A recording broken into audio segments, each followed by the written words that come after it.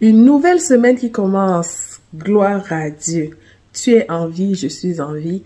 Rendons gloire à Dieu. Tu sais, lorsqu'on parle du Canada, beaucoup de gens voient le Québec. Or, ce qu'ils ignorent, c'est que le Canada est le deuxième plus vaste pays au monde, le Québec n'étant qu'une province de ce vaste territoire. Le Canada a 10 provinces et 3 territoires. Voici une clé que je vais te partager aujourd'hui. Si tu envisages venir t'installer au Canada de nos jours, il y a une compétence primordiale que tu dois avoir. Peu importe le domaine dans lequel tu t'es formé, tu dois avoir cette compétence. Que tu sois scientifique, littéraire ou pas, tu dois avoir cette compétence. Pour multiplier tes chances, il faut que tu apprennes à t'exprimer en anglais. Si tu ne sais pas parler anglais, c'est le temps pour toi d'apprendre. Si tu envisages venir t'installer au Canada, je vais t'expliquer pourquoi. Le Canada a 10 provinces et 3 territoires. Parmi les 10 provinces et 3 territoires, il n'y en a qu'une seule qui est francophone, complètement francophone. Il s'agit du Québec.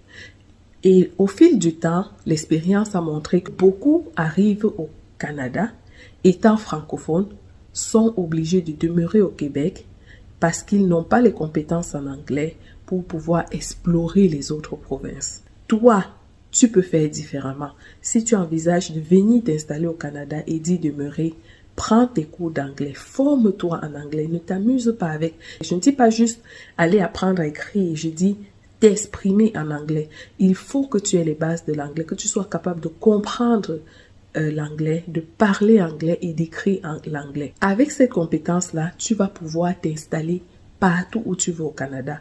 Il faut savoir que le milieu professionnel est très compétitif au Canada. L'une des choses qui peut te permettre de te démarquer des autres, c'est ta capacité à t'exprimer en anglais. En Ontario, il y a une communauté francophone grandissante, mais lorsque tu postules à un emploi, dans la plupart des postes qui sont proposés, qui sont mis sur le marché de l'emploi, on demande toujours, ce poste requiert une personne qui soit capable de s'exprimer en français et en anglais.